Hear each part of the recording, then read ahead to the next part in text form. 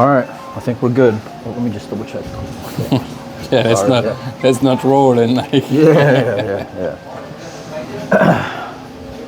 All right, Vincent. Second time we've had you on the show. For those who don't know, why don't you start with introducing yourself? So Vincent Rochefort. I work with Predator. I'm the director of Predator events. So I'm running all of the Pro Billiard series that we're doing. So yeah, that's why I'm here. You've got a lot of history in the sport, though, outside of just running Predator events. You've been all over the world and back, right? Yeah, I work for. I've been in the pool world for 22 years, I think.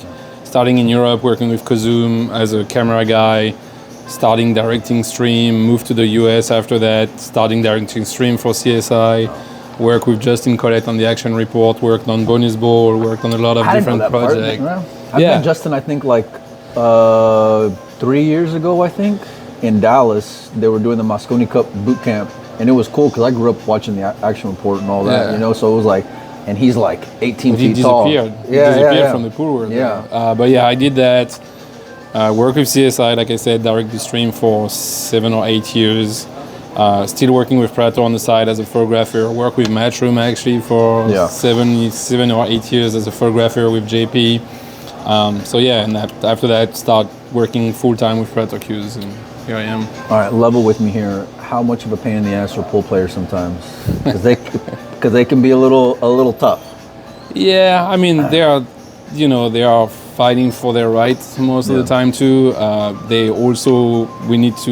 Sometimes they don't know what it is to organize tournaments. Yeah, of course. They see their side. We work with them. The goal is to build the industry for everybody, for the players to make more money, for the sports to grow, for us to be able to grow the sports and make the players, more happy about what we do too. But I think any sports they have that. They always try to have maybe their way or anything like that. But any sports is like that. Like we are not in the backstory of other sports, right? So we don't know that. But I'm pretty sure it's the same in every sport. Oh, I can imagine there's big personalities and egos and all that stuff anywhere you go. But let me ask you this: like in terms of what you're doing now, where you're kind of in the trenches of dealing with players regularly versus being behind the lens, which would you prefer doing? It's two different kind of stuff. The creating was great, but it's also moving forward with my career in the pool world, now being in charge and being able to help the new generation of creating picture or creating content for us. Like you saw some of creative picture that we post. Love it, We have some amazing talent that joined the team to do that. Media stuff, of course the stream, I'm still involved in it because I've been doing that so long. But no, it's actually great to see we have young guys coming in who are not, pool players or didn't start in the pool world, but they are passionate about sports in general, and they create stuff that we haven't seen before. Do you think like having those eyes that don't come from the pool world just further add value to the content that you guys are producing? Oh, for sure. Yeah? Yeah.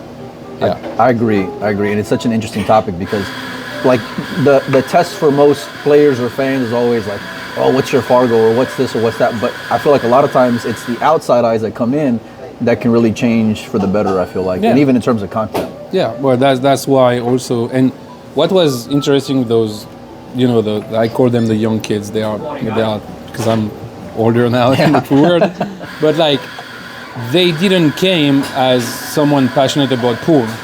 They came about someone like interested in creating content, and now they are getting into the game. They are getting of knowing the players. They are getting of all of that, and they are getting into the sports. Like you can see, like they follow some player on social media. They start because they've been here and they start knowing them, and they start seeing them all the time. So it's also interesting because it brings me back 20 years ago. Except I was passionate about pool. So it was different, but like. So no, it's super interesting. Let me ask you this: like, how dynamic is this role that you're in right now? Like, in terms of you guys are very global. You're constantly adding and changing events, new events on top of that. Like we saw in Vegas this year, some new additions. Like, how much are you staying on your toes in terms of just continuing to be creative for the players and for the fans? Well, that's our motto. Like innovate and inspire, right? We do that for Predator on the product. We are going to do that on the event. There is no the format is what it is. It's still evolving. Listening to the players, we added a third set, so there's still evolution on that. We are going to create more events, more different events, different game. Nice try. Yeah. No, but I mean, we introduced the one pocket in the banks in Vegas. We did some juniors. We did para sports. All of that was kind of like the premise of something. Right? We are not promoting one game or one discipline or one gender. We can speak about men and women, but that's not what we do. The goal is really to promote the sports in general. You've had events where I think they've been just, or like I guess locations, like if I'm not mistaken, Atlantic City was the Women's World 9-ball, yes. right? But there was no men's event tied to that, right? No. At the time, it was actually an issue of timing and Derby City Classic at the same time. Yeah. Oh God, I hate the Derby, but I'll be there every year, like you. No, but it was at the same time, so we decided, and I was not at the position I am right now. Yeah. But the decision was made because of the Derby City Classic to just do the Women World 9-ball. How much different is it in terms of analytics and fans and the amount of views you get from having these combination events versus just a male event or just a women's event? The view is great in general. Women actually are bringing way more than people might think. Yeah? Oh yeah. And that's the good thing, to show the growth of women. I mean, has that changed? Has it always been the case? Really. I mean, you've been here. I mean, the Amway Cup was already there like 10 years ago. It was more in Asia though, but no, I mean, women pool always brought Guy Young Kim at the time and all of those great players. So no, it didn't really change a lot. We are just bringing more tournaments and more eyes on the women pool right now. Well, we're enjoying coconut coffee as best we can, the Vietnam style. Yeah, because we cannot both go to Vietnam. Yeah, that's true. Are you going to be there? No, I'm actually not. My team is flying tomorrow, but I'm going to be in Indonesia. So that'll be the World 8-ball, right? That'll be out there in Indonesia? World 8-ball, World 10-ball women, and World men double. Let's talk Vietnam for a minute. How long has that relationship been happening, and how long has this been in the works to go into that market? I started in 2019, I think, or 2020. Oh, so it's been a while then. Yeah, well, we had a partnership with them to... So the partnership started with the media aspect because they wanted to have our content on YouTube. Okay, yeah. So that's the start of the partnership. And after that, he moved to a bigger partnership, wanted to get into the event and partner with us on the event. Is there, how much of a frenzy is there from countries like that to host events? Or is it like you kind of struck gold with Vietnam? I mean, it's not only Vietnam, it's South Asia in general right now. That's why we go to Indonesia. South Asia is booming right now for pool. I mean, it's funny because it's been the Philippines for years, and the Philippines is still, a big one. But Vietnam, Indonesia, China is still a big one. And we might be surprised by other countries joining at some point because, Thailand might be jumping. We don't know. Yeah. So you guys just kind of keeping your ears to the ground in terms of what you think may be the next hotspot, or where you feel there's excitement coming out of that region? Yeah. I mean, every time you can have more fan involved and more people and bring those players to those spots, it's better for the audience and everything like that. So talk to me about the prize money breakdown, because it's pretty juicy for everyone. It looks like for Vietnam, there's $425,000 up for grabs between three events. With all of the events, Between 3 events. You get the men's World 10-ball championship, the mixed doubles, and then the women's Saigon Open. Is all this under the same roof? Yes. Yeah? All play the same. I mean, we start, if I remember correctly, the schedule, we start with the mixed double. Mm-hmm. During that, there's a stage 1 qualification for the World 10-ball. Okay. So at the same time, in the venue, they will play that. Okay. And after that's done, we start the men 10-ball and the women open. So then the women will start while the men's going on and then end with the women as well? The women will end early because there's less players. So it will end before the total end of the event. This is the mixed doubles a world championship? No. Or is it just No, it's just... So for that to be a world championship, they will need to partner with someone from the same country. Okay. So that's why we never really did a mixed double yet on that aspect. No, this one is just it's an open. Okay. Is when I first heard doubles, there was some confusion as to whether or not it would be by country or just open or just male, female, whatever. Is there any talks to just having like an open, you pick your partner and let's have the two best players kind of go? Might be. Yeah. I mean, like I said, we're going to test stuff. We actually had some requests from women to play the same, like two women playing the mixed doubles. Oh yeah? Yeah. We kept the rules the same, but at one point it might just be double, or we might test it. There's no. My issue with that. Is it 10 ball or 9 ball? The double is 10 ball. 10 ball? Yeah. What were you gonna say? So it's. I don't know how the men will partner with women. Yeah. That's my worry, because you also had that two men are going to be better than two women or partner with a woman. That's why we started the mixed double, and we wanted to show that women are a big part of our community, right? Yeah. So we wanted to involve them, because it can be easy to just go with the men. Yeah. So yeah, I think like from a raw fan standpoint, it's great seeing different dynamics for one. So like the mixed doubles is fun, and we don't get to see it. And there's like some players are just going to be better than others, even if it's like I don't want to bring up Kazakis and Kelly Fisher, but it's like Kelly's real steady, where Alex can be a little up and down. But then but he's number one in the world. When you put them together, though, they seem to be having pretty good chemistry. You know what I mean? So, and I like those different twists. And how excited were players hearing these, like, banks, mixed doubles,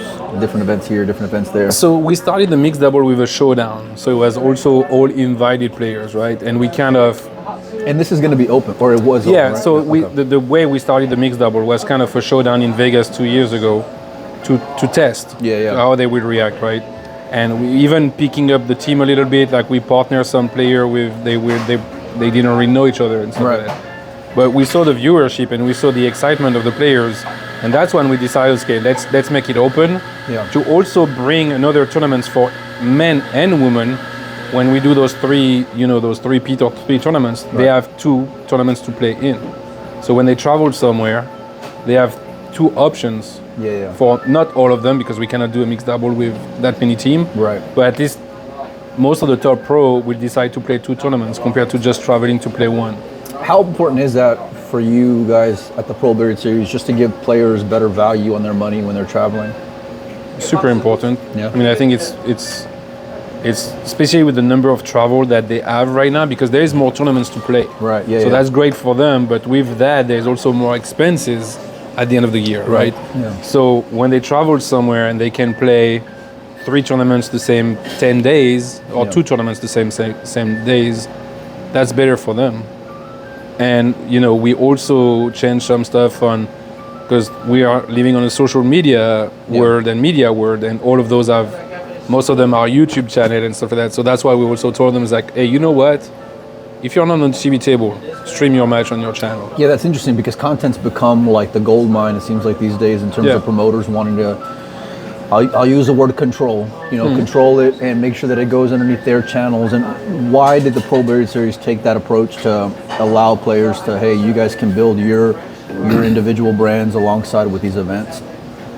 Well, because that's what they are doing anyway. Yeah. They were starting to build their brand, right? And we also see that as, the people who follow those players, and we can name some, Fedor Gorst has the big channel, like Pagulayan started one, the Co Brother in Asia, like the Feeder are starting one. Those people who follow those page might not follow ours. Yeah. So we are also adding viewers to what we are doing by a different, channel, right? Yeah. So that was also the idea, and the expenses are more. So let's not fight the players on. You can stream your match. If you're not on TV table, go for it. Do whatever you want. TV table is different, because we have to protect, because of the YouTube and all of that. We have to protect what we do, right? And the investment is different too. So that was the goal. Like let's work together.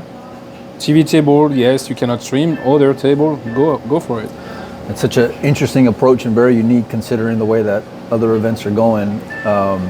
Because it seems like everything's just trying to You can't stream. But it's such an important part of the story, though, I feel like, too. Yeah. In terms of if you're a fan just wanting to follow a tournament, it's like, I don't know if you'll see a scoreboard, right? And by the way, Yeah. y'all's scoreboard is pretty great, but you'll see a scoreboard, but like you don't get to enjoy he missed the 6 ball at Hill on the side table that led up to it. You know what I mean? And so it's such a valuable part. And with the same hand, I think it's great that players are embracing that as well, because it seems like there's been this transition to, I just want to play pool. I don't want to do social media. I don't want to do posting. I don't want to do this and that. And now there's a complete shift to where I want to do everything to build up my platform. I mean, I don't think they have the choice right now if you really wants to be on top, because fan, that's what they are looking at too, like, you know, TikTok and, you know, Instagram and all of that. You need to have some presence in that if you wants to be a character in the pool world. You can be one of the best players and don't have that. Don't get me wrong. But if you want to have the following and all of that, you need to have that. And if you want to probably prepare for, I mean, pool you can play a long time, but if you at one point wants to do something else, you have the following, right? Right. And like I said, every content we do is on free, so we are not going to change that. That's the goal. That's an interesting transition there, and a point that I was going to get to, because everything's getting behind a paywall these days, it seems like, and you guys have kept the same approach and philosophy to keep it on YouTube. I know at some point you guys were doing things with Kazoom, but it seems like there's just been YouTube or bust kind of attitude. Is that going to remain the same throughout all these events coming up this year and next year? Yeah, I mean, the goal is the same. It's to have more eyes on the pool, and if you are behind a payroll, only the hardcore followers, people are going to pay, right? Right. That's why we are YouTube. We have BRTV, who is also growing. That's one of our partners who is growing on. And BRTV is working with other promoters, not only us, right? They are growing on Samsung TV. And they're everywhere too. I go to pool rooms, and every like major decent pool room that I go to, you'll always see BRTV on in there. So there's that. There's BRTV, and like the players are on YouTube too. Like that's the goal. After that, we don't let everybody come and stream other table. There's still rules that you need to be a player, or you need to be on your page and stuff like that. So has there been any like pushback in terms of that from maybe whether it's fans or a little bit? I mean, they always try when you go to a shootout or stuff like that. There's always like, I've done that before. I remember my first time being, I know it was a World 10 ball because it was my first World Championship, I believe, and just throwing up my phone and kind of like looking over my shoulder because I was like, if they're not going to tell me anything, I'm just going to do it. So it's a different time though, for sure. Yeah, and I mean, we are going to be in Vietnam next week. Hopefully the stands are full. Are we going to be able to control everybody? Right. No, but we still need to have a rules of saying you need to be a player to be authorized to stream that. After that, if you're not, we can come and ask you to not do it. What do you think the excitement level is like for those fans out there going into next week? I mean, I've been to Ho Chi Minh a few times. We know they have tournaments in Hanoi, but Ho Chi Minh, I think, is going to be the first big one they have. We know Vietnam is booming, so I think they are all pretty exciting. They've been, Bugs Billiard has been doing a lot of stuff during the year with the qualifier to qualify for stage 1. They've been keeping it on the radar too with Bucksberries. I've been following them. So they do a great job on site to, have the population and the fan involved. So no, I think it's going to be great. What's the pricing like to get into the venue? I'm not too sure, to be honest. That's a Bugs Billiard, but it's cheap. Like there's 2 areas. There's the VIP when you can really be on the floor, and there's going to be just the bleachers, but it's really affordable. How excited are the players? Like from you talking to them and the gauge and everything that they're going through.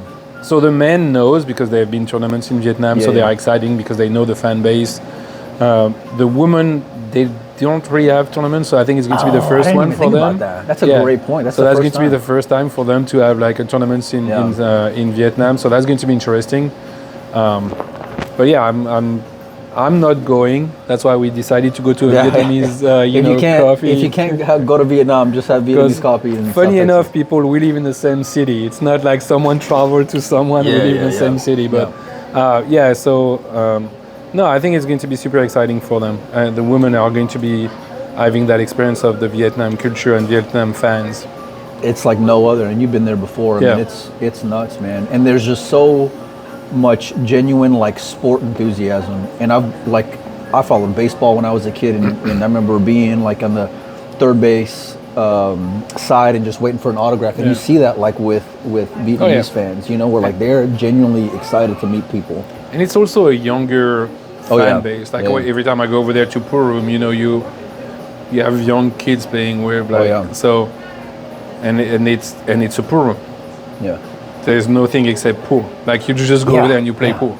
Like what was it? I went to the Perry room and it's got like something like 100 tables, and every one of them was packed, like pre-tournament, which is nuts. And then post-tournament, it's like I think that night after the finals was over with and everything else, every one of those tables is packed. 100 tables. It's wild. It's the craziest thing ever. All right, so how long is this commitment for hosting a world championship in Vietnam for you guys? That's a tricky. I don't think I have the answer. It's a multiple years, so it's not going to go like we have a good partnership with Bucks Beyond. So, Is the philosophy going forward for you guys going to continue this men and women type events versus individual? I'm not saying we are never going to do individual. But I think the core of the Pro Billiard series is going to keep doing that. Yes. It's tough though because look, I mean, obviously I've never put on an event compared to what you guys are doing, but being able to raise money to host one event is difficult in and of itself, let alone when you want to bring on two other ones as well. Well, if you see it, the cost will probably be the same if you do one or three. Yeah. Well, for y'all's, right? Yes. But like as far as the added money. The added money and the sponsor, that's different. Sorry, our partners are great partners that we have for years too. So, but raising the prize money because right now you're speaking about Vietnam, but we have Indonesia, Bali, 2 weeks after or a week after, and that's another almost $500,000 prize money too. So, why does Predator feel the need to like shoulder growing the sport like that? Like why take that on when you guys are doing pretty good selling cues and doing pretty good in your comfortable area of the world? Because that's what we want to do. That's what Karim, the CEO, that's his mantra. He wants to grow the sports. Like he wants to reinvest into the sports to make it grow. Because I mean, I'm not in this position, so I'm not going to speak for him. But that's the policy of the company for a long time. And like the event, people might not remember, but we started the event like 17 years ago. We did an event in Portugal. We did an event in Spain. Like we had some issues, so we stopped and we came back, and now we are here, and we are bringing more events because we can speak about the US. I was gonna say, because I was one that was saying for quite some time that hey, it's the US Pro Billiard Series and there wasn't any US events, but then you guys announced some new additions, including Texas, which I appreciate. Let's chat about that for a minute. Yeah, I mean the US Pro Billiard Series, like we explained before, I explained the CSI and us. We are still in partnership. The location we are going, we're just too small to accommodate both of us. So we took a step back, and on our side, we decided to go find venue. Yeah. So, we find the one in Jacksonville to start with because that's the main city for us. We're based over there. So after Predator, that, right? Predator's based in Jacksonville. Predator is based in Jacksonville. So for the last 30 years. And after that, we're like, okay, what are the other locations? And the Midwest was important because there's a lot of pool players. And Texas, I mean, we're in Texas, yes, but Texas is a huge state for pool too. Massive, we can see that. So we start looking and we find those two locations and we went for it. So now we are going to have 4 stops in 2026 in the US. How excited are the players for this resurgence of the US Pro Billiard Series? I think I had actually more excitement from the women than the men right now. Yeah. But we did one press release. We need to push it more and stuff like that because new dates is hard to put in the calendar. Right. Vegas is there. Everybody knows Vegas is end of February. So, and those are, I think we signed 3-year contract for those. So it's there to stay for at least 3 years. What do you guys have going on in Vegas this year? So we announced the World Team Championship. Okay. So the World Team Championship is coming back to Vegas. Which it was probably the best ending to a tournament I've ever seen. Yes. And then y'all took a year off. So we had to, for more operational reason and like scheduling reason, because of it takes a lot of time and it takes a lot of prize money to do it. So the time is also, when you organize the tournaments, we want to not only do the World Team, we want to do World Team and other events with it. Like another individual men and women. Exactly. So, but for that we need to have the number of days. Right. And we couldn't do that in Indonesia this year. So. Did you think you'd be here, like, as far as the growth of the Pro Billiard series compared to whatever, like 4 years ago?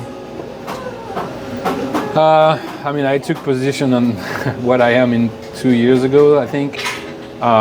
Which that was an interesting time to take a Yes. position like that, for sure. Yes. Yeah. Yeah, I mean, I think we are moving in the right direction, and like I said, we are going to add more. Like Europe, we also work the Euro Tour. There's something to grow. There's Asia that's growing, so we can expect more. Yes. All right, let's transition back to the World 10 Ball for a minute. Yeah. So we saw, obviously, you mentioned qualifiers, and you guys are going to be having stage 1. Yeah. And I think there was, up until this point, Box has been holding like qualifiers to get into qualifiers. Yeah. Is that right? Yeah. Talk to me about the players who have made the cut and some of the players who haven't. There have been some notable posts on social media, and I'm sure you guys have seen them. Quite a few names that are on there, quite a few names who are left off that list as well. Yeah, I mean, the situation was all of the people who were impacted by the situation with Matchroom and the WPA lost their ranking points. Yeah. So we had to use some wildcard to invite some. We didn't have, unlimited wildcard, so at one point we had to make some decision between the WPA and us. We invited some to the stage 1. They say yes or no. And some of them, people think it's wildcard, but it's not wildcard. It's also, how you work for a World Championship. You have the top 32 WPA ranked player invited. And after that, you have also Continental Federation inviting players. How those Continental invite is up to them. It's up to them. And those are their spots. Yes, those are their spots. Okay. So there's some who are not wildcard that have been invited by those federation. And after that, the wildcard we had to give. How, without mentioning any names, how much was your phone going off for getting invites and getting spots? And I think my phone and the WPA phone, Jorgen probably went off a lot. And I spoke with players, I explained the situation. Some of them get it and they understand really well. Some of them are, maybe don't get it, and that's fine. Hopefully that situation is resolved in the next few months, because the more they will play WPA tournaments, we will not have that issue anymore.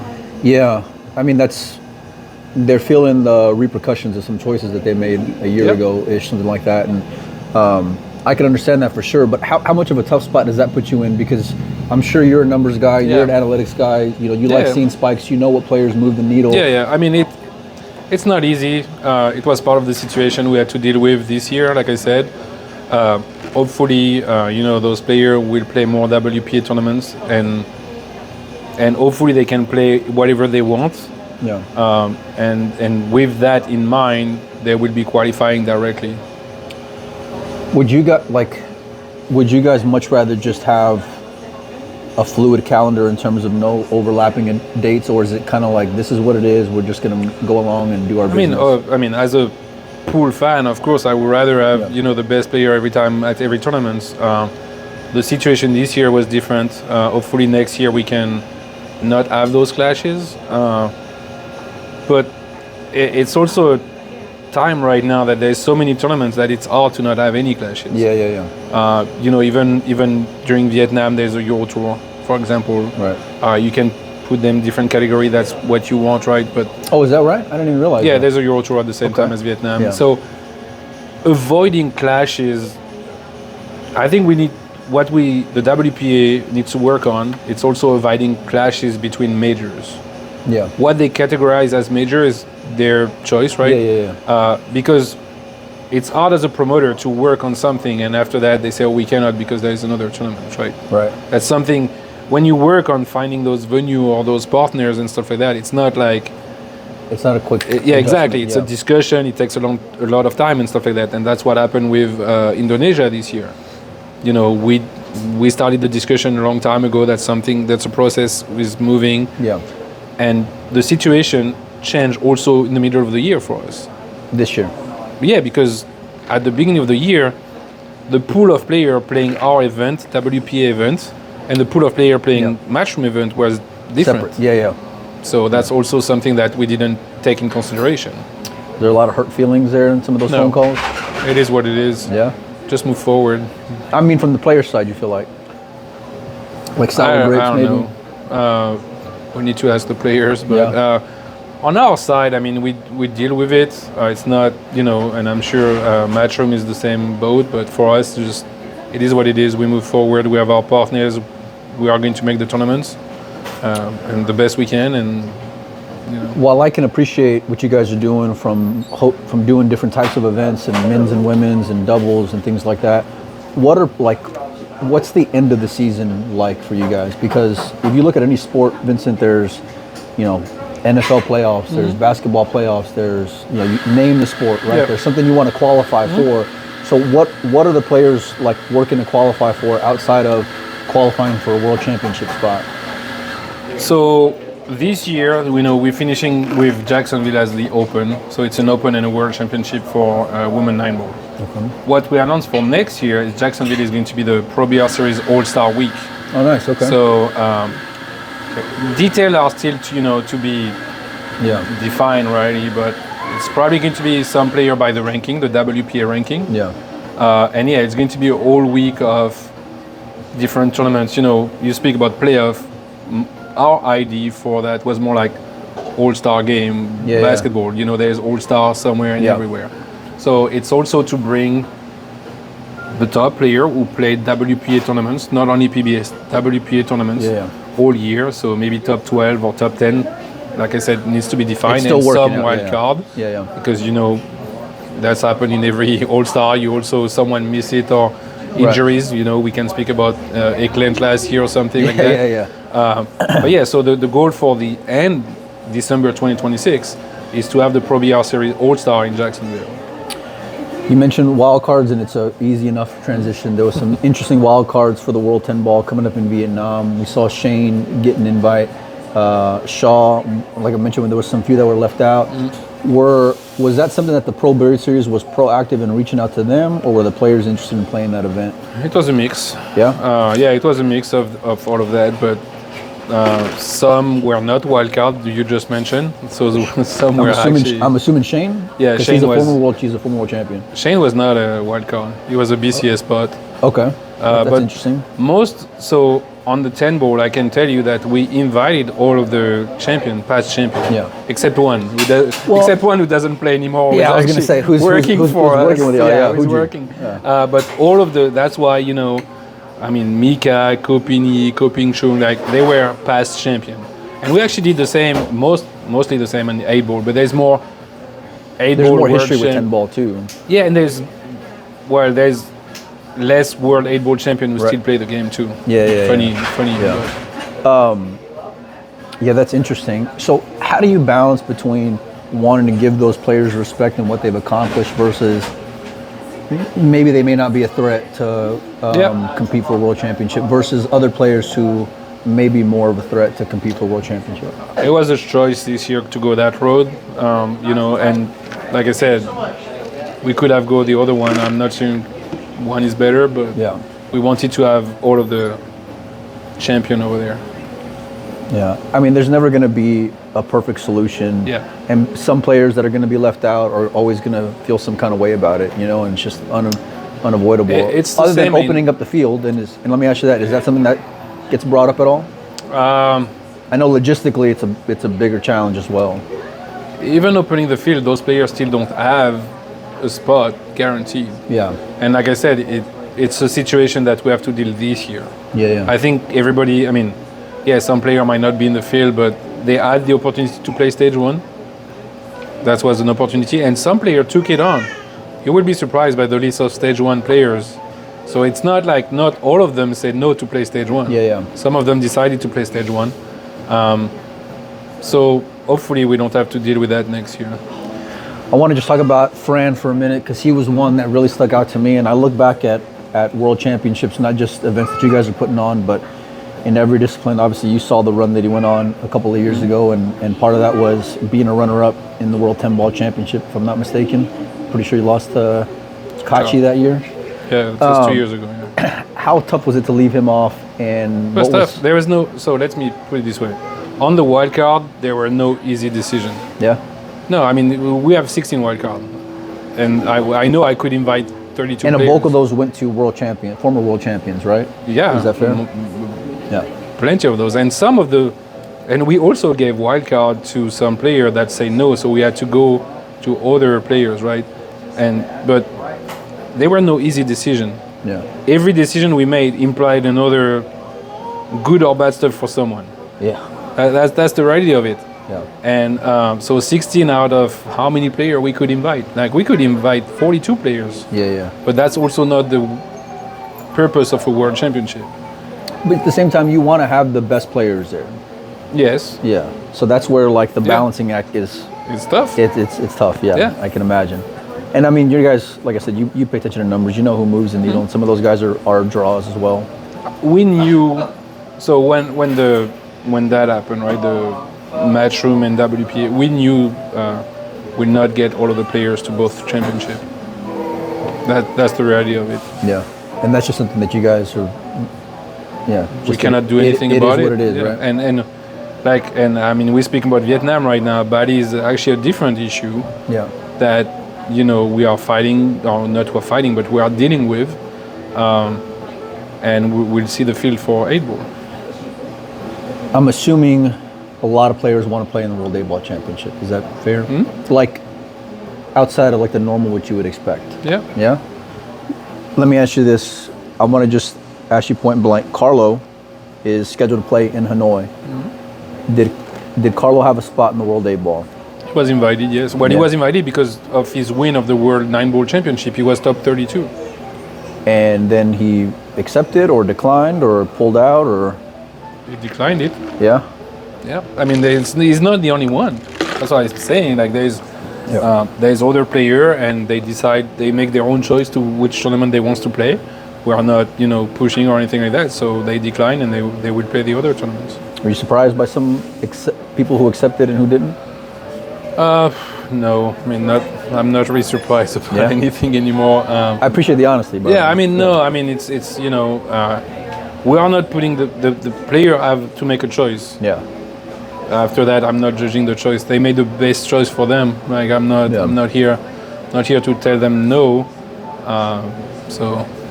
Yeah, that's interesting. What about a guy like Shane? Are we expecting him to play in the World 8-Ball this year? Shane, I mean, I spoke with him before, and I think he really wants to have a second World 8-Ball Championship. Yeah. I think 8-Ball is really a game that I didn't really realize he loved that much. Yeah. This guy, I guess he grew up playing that.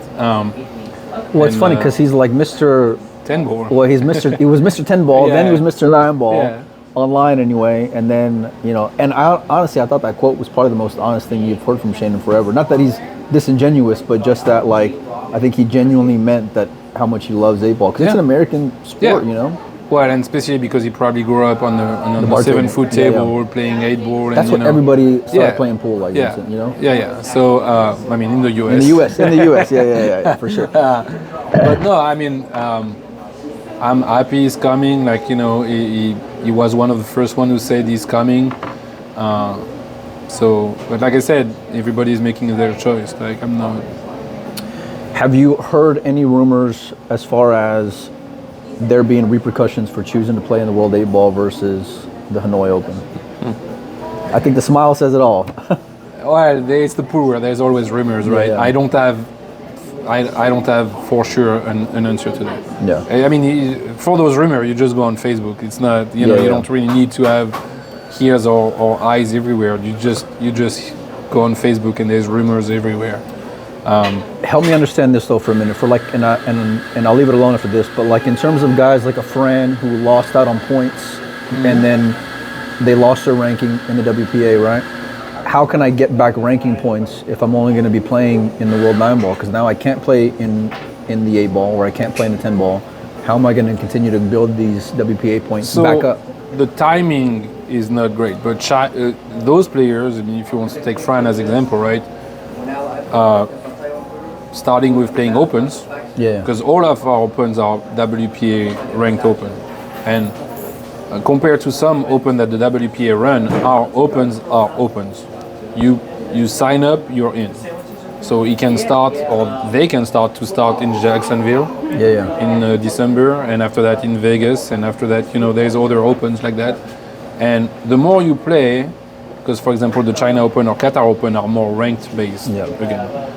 We decided to have our opens really open to everybody, and they can gain points like that. So it might take a few months, yes, but they can. It's possible. They just got to work for it.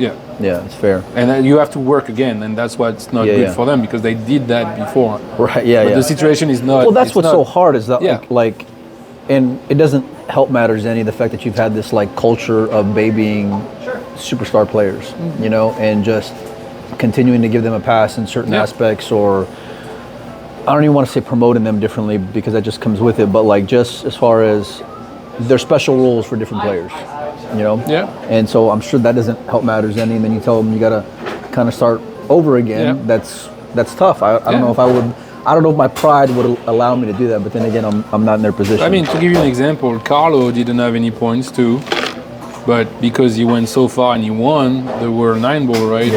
He was top 32. So it's also not, if those players have done good at that tournament, they will have been invited anyway. Like we don't have, it's not like we are not inviting any player. Like it's just, we have a number of players we can invite. So has there, when it comes to that player field though, and I know I asked you this a minute ago, but I just want to clarify. So like, has there been any discussions to maybe we can open up the field to accommodate more players, or let's just keep it as it is, as condensed as it is, and just we'll write it out and see what happens? No, we wanted to keep it at 96. 96 is still a good field for World Championship. And we wanted to keep the same as between the World 10 Ball and the World 8 Ball that's coming after. Like, we wanted to keep the same field for that. All right, I want to get to some predictions here, and I want to kind of put you on the spot a little bit, so which we'll go down event by event. But before we do, and it's a different tone for a second, you mentioned some of the other events you guys put on, Pro Billiard Series in, I think, Indonesia, was it recently? Or well, we have Indonesia coming in October. What was that event in? Jakarta, yes. Yeah. So it was an affiliated event. Okay. So that was the first time we tried to do that. So it was the same format, the sets format, and shootout and all of that, but it was run by our partner on site. How do you feel like it went? It went pretty good for a first time. I think we can improve. Just every time it's the first time, but we could make it better. We are working toward that next year. Talk to me about Chang Jung-Lin for a minute. Ooh, touchy subject. Yeah, it was a tough one. I mean, nobody saw that coming. It happened during that tournament. I mean, I know people who were with him when that happened. We are all shocked. I mean, the whole PBS people, even the one who don't play pool, we're on the phone. The Prator people too, because we've been around him for so long. I mean, you guys are partnered with that tournament, and then he's also a Predator player as well. Yeah, I mean, like I said, I woke up that day and I got the news, and I was like, I have just speaking about it because he was just 40-year-old man. It was I mean, just also a reminder that nothing is guaranteed, right? So it was a tough day for me to work, and we had to, we did what we had to do. In terms of the players there, no, it's a life. Because being in the pool for that long, I knew him for maybe 12, 13 years. Some player over there were really close to him, trying to make the tournaments keep going, which is crazy to think about. One of your best friends or whatever's partner on site. We had to do a minute of silence the next morning and stuff like that, but messaging from the player saying it's crazy, I was practicing and he was in the table near me this morning, those kind of stuff, just like realizing that nothing is guaranteed. And we are thinking of doing stuff in his memory, because he also have a daughter and a wife. People didn't realize that he was a great father. I was just going to ask you that too. Great father. I mean, that video that we have for him in Puerto Rico when he's practicing and there's that kid clapping and stuff like that, like he was such a nice guy. Once he broke that like demon on the table kind of attitude, you can just tell there was like such a big heart there. And the crazy part to me is like I think some people starting seeing that because the dance for the world team or the mixed double, like they were starting to see that side of him because his English was not perfect, but we still communicate, right? He was starting because he won. He was world champion. He won those tournaments and stuff like that. And I think he was in the stage of his life where it's like he didn't have to prove, so he was enjoying a little more. Like when he was playing, with Chao, the mixed double and stuff like that. Like the pairing had fun. Yeah. But when you see him on the table, he doesn't look like that fun. But he was so funny and so like a good guy. And that morning, I mean, I was on the phone with Karim, on the phone with Melvin, who was our partner on site over there. We did It's the tall guy, right? That's Yannick. Okay. But Melvin was the guy running the tournaments for us. And we had to do that minute of silence. And the players who are close to him, like Jung-Lin, Anyu, Wei, all of that was a tough day, man. Just thinking of it, just like... I think like if that doesn't inspire you to work harder, I don't know what will. Thinking about his family and what the players go through, and that's the part that like when it comes to situations of the players that really fires me up because they are spending so much time away from home and like we may not get to see that side of him as a father. And I saw this like video collage thing, and it just showed him like nothing but smiles with his kids, and I'm like, I've never seen. I mean, obviously I knew he was a father, but like you as a dad, you get it when you're away. You know what I mean? And you hear it from whether it's the kids or the wife or whatever, like while you're away. But it's like you can't. I always say this whenever I'm gone. Like there's, and maybe it's kind of shitty because I kind of make excuses at times, but like. Christmas I can make up because I can put a tree up and the lights up and we can redo that. Halloween I can't make up because I can't tell the neighbors to give out candy on different day, but like you can't get back that time. No. You can't. And that's why also we explain the expenses for the players expenses for the player during the year and stuff like that, but there's also that. And you have example of No, you're fine. We have example of dads, poor players. I mean, the best example for me is Niels Feyen, probably. Who is really choosing which tournament he's going to compared to the family time he's spending. Oscar Dominguez is one of them in the US. But, I mean, Kazakis just became a dad not long ago. That poor guy, twins, man. Twins. God bless him. But you can see that change. I mean, I have 3, you have 4, right?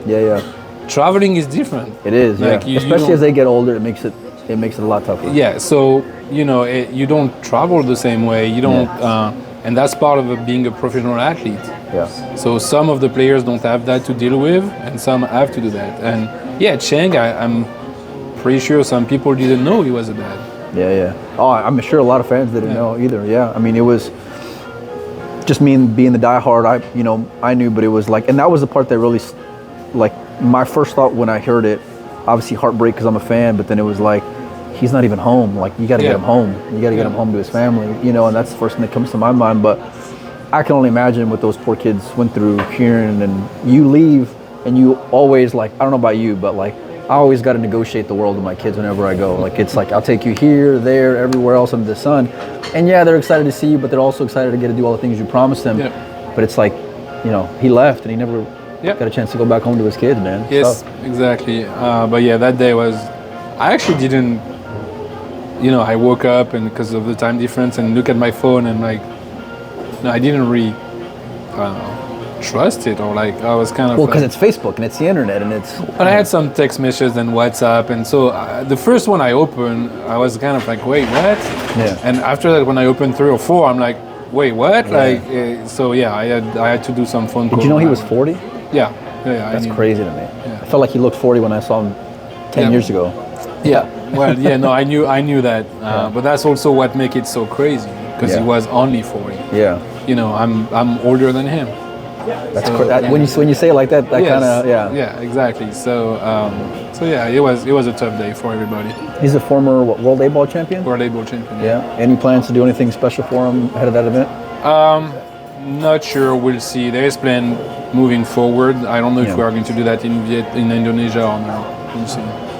Okay, well, I appreciate it. I know that one was a little Yeah, it was out, of, kind of out, like, of, out of left field. Yeah. All right, let's go with finals. Let's go with prediction. the I'm not going to ask you to now pick a you're gonna do winner. the prediction. Oh, I am. All right, so let's start with the women's event because that one, I think they're all tough to pick I'm not going to ask you to pick a winner, but at least pick a finals for me. Without seeing the draw. I know, that's the other thing. I can't see the draw either or the players' list. I mean, Wei is number one in the world right now. She's been doing a push, like she's playing great. But y'all are going to have Han Yu, y'all are going to have Wu Shasha there. Yeah. Cheska, I think the woman is stacked, and like people forget, but like it's. Yeah. I mean, Jasmine just won the World 8 Ball. Like That was a hell of a final, too. Everybody is like, prediction. Let's go with Cheska and. Well, you took one of mine that I was going to go with. Do I go crazy or do? Which is not a bad choice because Cheska's been on fire, and she was in that finals of the World 8 Ball too. No. Yeah. Cheska and let's go. Cheska and Jasmine. Let's go. Wow, a rematch of the World 8 Ball Championship. All right, I'm with you. Jasmine's always tough to gauge for me. Like sometimes I feel like she's strong in that like 16 and 8 range for sure. You know, even a quarterfinalist. But I didn't expect the World 8 Ball. And then when you think about it in hindsight, it was like, well, she's European. She plays European Championships. They got a lot of experience playing 8 ball. It's a 9 ball, right? Yeah. The women's event. And that changes. It's 9 ball. I should have. Yeah. Okay. That's fine. Cheska and Jasmine. It's tough. People are going to hate me for that. You know that. No, well, probably so. But welcome to the club, buddy. I was gonna pick Cheska too, but it's low-hanging fruit because she's such a monster these days, and I love her style of play. By the way, it's like she's the feeder of the woman. Yeah, that's a good comparison. Yeah. I'm gonna go lefty to play the same way. And quick. That's what I like about it. All right, I'm gonna go with Rubelin and Han Yu. So you go Filipino too. Yeah. Well, because I was gonna pick Cheska until you mentioned her. That's why. I don't know who I'm gonna pick for the winner though. But let's go with the men's World 10 Ball champ. No, actually, we'll save that one. Let's do the mixed doubles. Oh, I don't really know all of those. I don't know who they are either. Let me see if I can bring it up here. But I have the thing that Anyu and Wu Kunlin might be one that they are so consistent, man. Yeah. They know each other. They are so consistent. I would like to see the Ushan do good because they haven't really have a good the Ushans. Oh, the Oceans. Yeah. I'm surprised they're playing together because I know like these brother-sister relationship pairings don't always work out so well. Like Federer infamously said, the playing doubles with Christina's tough, and I know Albin. Well, they are still playing together. They are, yeah. You know, the married couples are tough one. We have the Federers, we have Fedor, and they're not married maybe, but yeah, Fedor Pia is playing really good these days too. Pia is playing good. But I would go with. Yeah, I would go with Anyu and Wu Kunlin. I like that pairing. How about the men's World 10 Ball? Without the list in front of me. Yeah. I'm going to take a dark horse on that. And the final, I'm going to be Dennis Grab. That's crazy you mentioned Dennis. He's playing super steady these days. Super strong these days. So I'm going to put Dennis. And he went to the final when? 2 years? Or semi-final? Semi-final, yeah. Semi-final. Yeah. So I'm going to put him. And to be honest, because we spoke about the Chang, I would like Wu Kunlin to. Because if Wu Kunlin wins it, it will be special. Yeah, it will be special. All right, I'm going to give you my